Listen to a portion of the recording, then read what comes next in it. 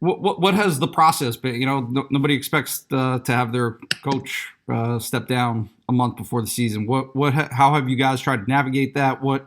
Um, what has that all entailed over the last month? Well, me and a good friend of mine, John Hara, we use a word, adaptability. And now more than ever, you have to adapt to a new situation. Um, it's been really tough. Obviously, like you said, losing your coach, a month before the season starts, and somebody you've grown to love over a long period of time. It's tough, but when you have that adaptability trait or habit, I guess it makes things a lot easier, and it helps you come to work with your teammates every day with a little bit of extra motivation. Mark Brennan, you're next. Tanny and Luce, you're on deck. Myles, thank you for doing this today. I appreciate it. Thank you. Can you take us back to what that day was like when you got the news, and what message did Coach Chambers kind of get across to you, when he told you what was happening? It was very emotional. I've known Coach for almost 5 years, almost 6 years. I mean, it's like I felt a very strong emotion, just not really knowing that, not really having the full feeling of, wow, he's not my coach anymore. I just wanted to be there for my teammates, wanted to be there for the staff, because it was shocking and very upsetting for everybody on our staff and in our program, because he was very loved, and he is still very loved and appreciated. Tanny and Luce, you've got the next question, and then Justin, you're on deck. All right. Hi, Myles. So I was just wondering, you're one of the most prominent figures on campus from like a social justice perspective. So I was wondering what the team has been doing in just the recent months, and just what they've done over the summer and everything. What you plan on doing going forward to just put the team's mark in general on the social justice movement, and what you think the team should do? Well, over the summer, the team attended a protest, going through downtown, just chanting the many names of people who were victims of police brutality.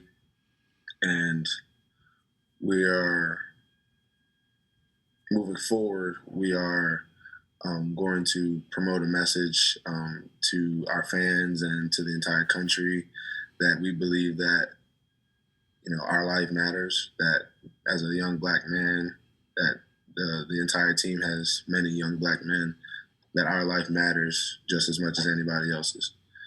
Not more. I'm not saying that I want my life to matter more than anybody else's, but my life matters just as much as yours or, anybody else's.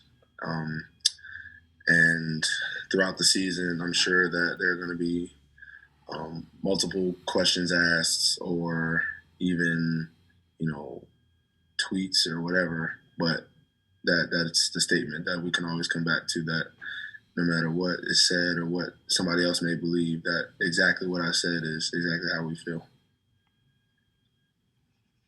Thank you for that question. We'll go next to Justin, and then Eldon Hayes, you're on deck. I'm off. Thanks for doing this today, man. Thank you. So over the past few weeks, with transitioning from Pat to Coach Ferry, what kind of changes with culture, if anything, or do you guys really try to keep that culture the same that you guys have kind of built over the last few years? The culture is the same. Coach Ferry had a meeting with us right after Coach Chambers' departure, and he told us we're not going to do anything different. We're going to still play that same style of basketball. We're going to have the same practice plans. We're going to have the same defensive principles, and we're going to try to bring the same intensity every day. Myles, how are you doing this afternoon? I'm good. How are you? Doing well, thank you. Just wanted to ask you, obviously this season's unlike any that any of us have ever been a part of.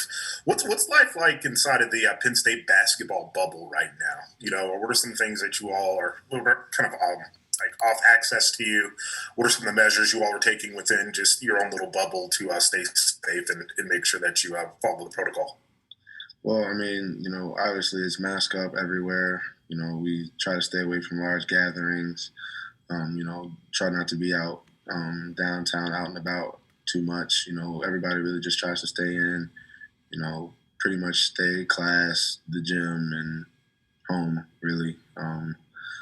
Other than that, it's really just making sure the people that you're around are being as cautious as you are. Also, as an athlete, that your season can really be dependent on how careful you are.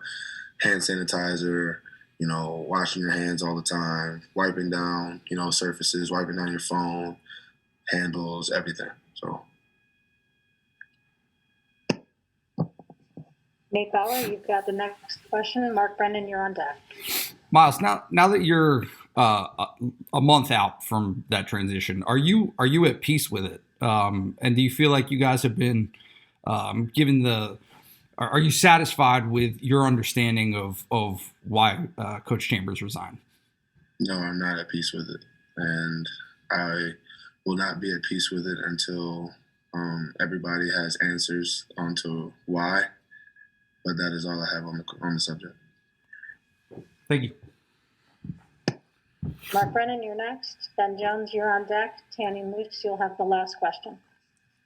Myles, throughout everything that's gone on with Coach Chambers in the discussion, a lot of people pointed back to that Michigan game with you. What are your thoughts about that? You were in the middle of that situation, and do you feel as if that was kind of co-opted for other reasons? Do you have thoughts on that? I believe that was blown completely out of proportion. The situation was handled, and it was handled extremely fast. Coach Chambers, dealt with it with the administration, and then after that, for it to come back up again was absolutely unnecessary and uncalled for. Ben Jones, you have the next question. Myles, you guys have gone from quote unquote making the tournament to not getting to play in the tournament to the pandemic to everything that has happened here, and you're about to play a basketball season, and that is emotionally taxing. Do you guys feel like you have just like the heart to get through this at this point? I feel like we have a lot of pinned up energy that over those 4 months of sitting at home with your parents, you can't really let it go.